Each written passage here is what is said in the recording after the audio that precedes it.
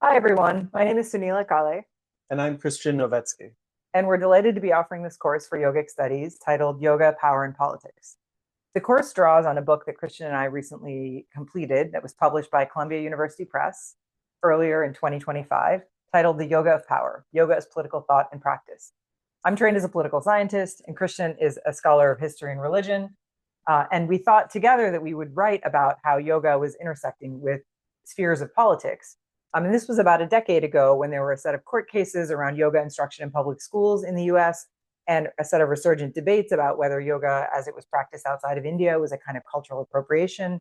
And of course, after Narendra Modi and the Bharatiya Janata Party were elected in 2014 in India's parliamentary elections, in his first speech at the UN General Assembly, Prime Minister Modi called for an International Day of Yoga.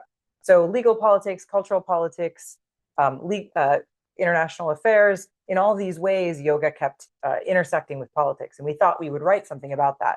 But as we read more deeply in the field, the rich literature in yoga studies, we began to understand that there might be a way for us to make an argument that yoga itself expresses a theory of power and politics. Yoga is primarily understood as philosophy or mind-body practice, psychophysical practice.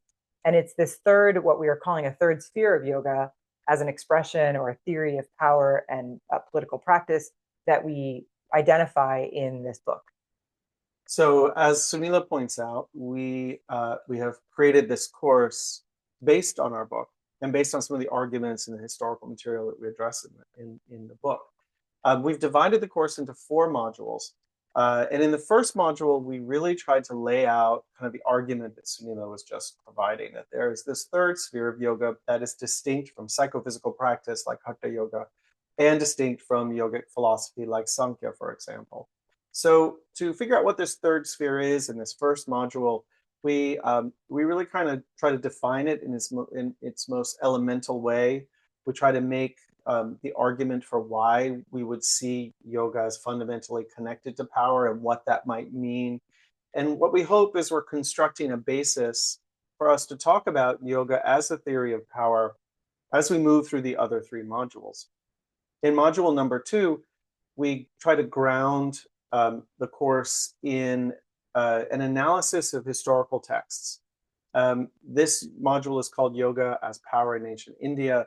And if you've taken any of the yogic studies courses or you've read books about the history of yoga, you'll notice that scholars really want to ground the kinds of things they're talking about in a history of texts.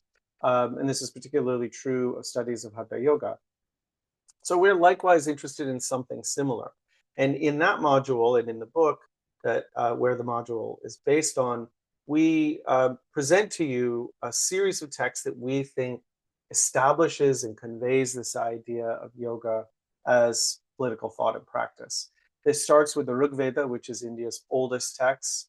We move into the Mahabharata, and within the Mahabharata, the Bhagavad Gita, and this is all a story of a kind of an ancient civil war. And then we conclude that module by looking at classical India's premier text of statecraft called the Arthashastra. And this is a text in which yoga is a very important concept.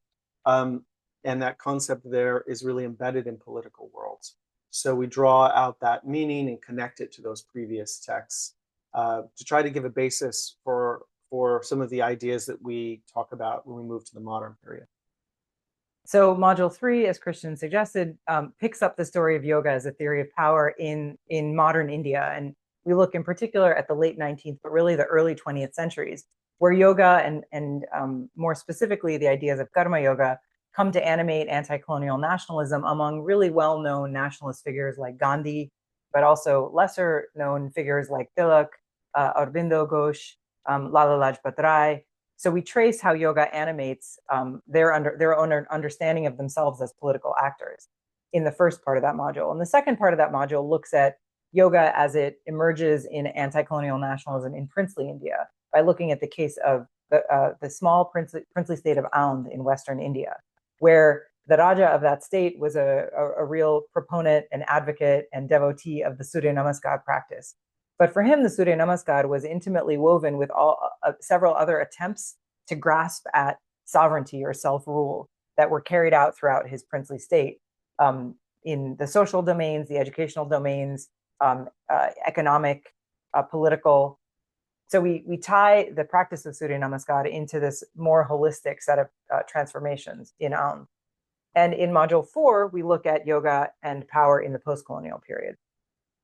Here we trace how yoga as psychophysical practice in particular becomes enmeshed in the modern Indian states, bureaucracies in public health and education. We also in this module take up the cases of cultural appropriation and legal yoga, both in the US and in India, where instruction of yoga in public schools was the subject of several different court cases over several decades. So that's the course we have for you. We really hope you can join us and look forward to seeing you online.